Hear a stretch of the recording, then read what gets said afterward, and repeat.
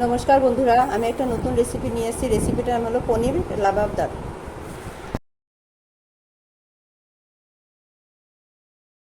পনির লাবাবদারটা বানানোর জন্য আমি পনিরটা ভেজে নেব। পনিরটা কীভাবে ভাজবো আপনারা দেখুন। অল্প লবণ দিয়ে দিব, অল্প হলুদ দিয়ে দিব, অল্প কাশ্মীরি লঙ্কার গুঁড়া দিয়ে দিব। আমি মেখে নেব। এটা ভাজার জন্য সাদা তেল দিয়ে দিব। পনিরটা আমার মাখা হয়ে গেছে, আমি দিয়ে দিব।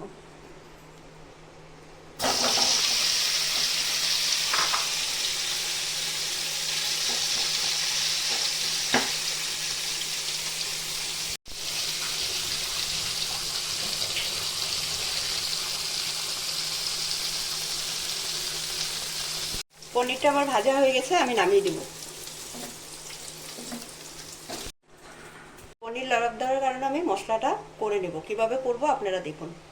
জিরা ফোড়ন, তেজপাতা, গরম মশলা,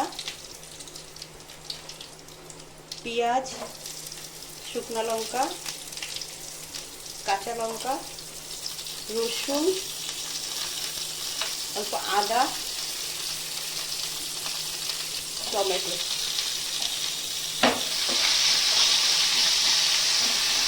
আমি এটা একটু ভেজে নেব।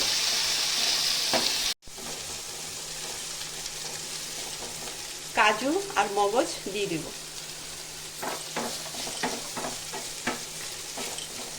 আমি একটু জল দিয়ে দিব সিদ্ধ হওয়ার জন্য, আর 5 মিনিট আমি ঢেকে দেব। অল্প হলুদ দিয়ে দিব, কাশ্মীরি লঙ্কার গুঁড়া দিয়ে দিব।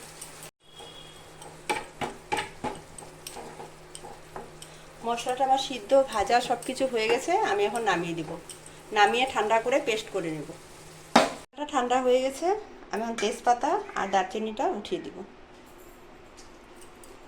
আর এটা পেস্ট করে নেব।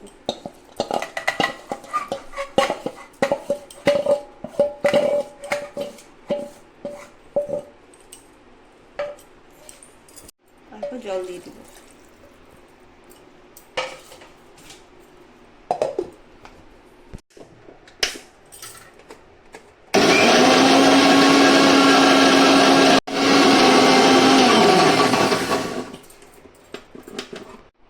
মশলাটা আমার পেস্ট হয়ে গেছে। মশলাটার থেকে খুব সুন্দর গন্ধ বেরিয়েছে, আর মশলাটা আমি ছেঁকে নেব।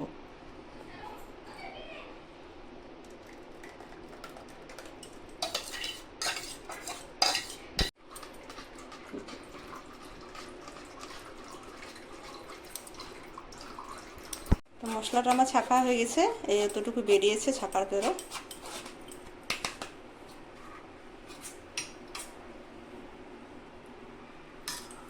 আমি পনির লাবাবদারটা বানিয়ে নিব। কড়াইতে তেল দিয়ে দিব,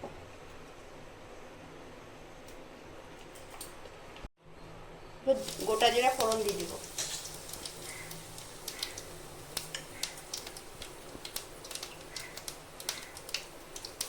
পেঁয়াজ কুচানো দিয়ে দিব, অল্প কাঁচা লঙ্কা দিয়ে দিব, আদা রসুন অল্প পেস্ট দিয়ে দিব,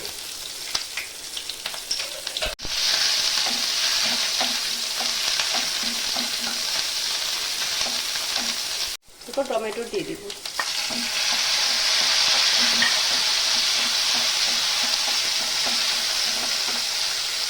স্বাদ মতন লবণ দিয়ে দিব,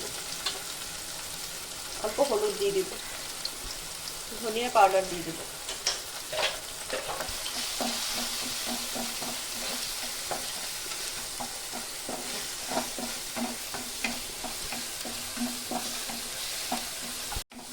ফোড়নটা আমার ভালো করে ভাজা হয়ে গেছে, এখন আমি মশলাটা দিয়ে দিব।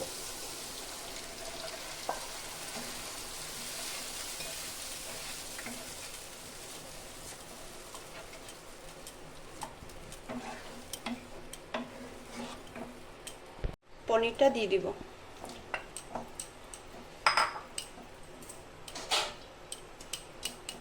পাঁচ মিনিট ঢেকে দেব, গ্যাসটা কম করে।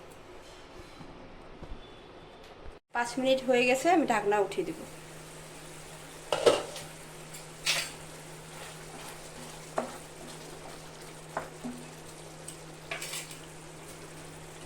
গরম মশলা পাউডার দিয়ে দেবো।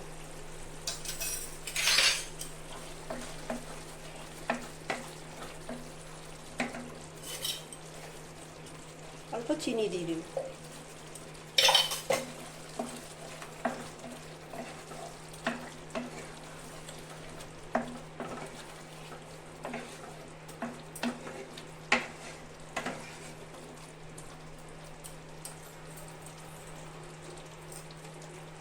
পনির লাবাবদারটা আমার হয়ে গেছে, আমি এখন নামিয়ে দেব।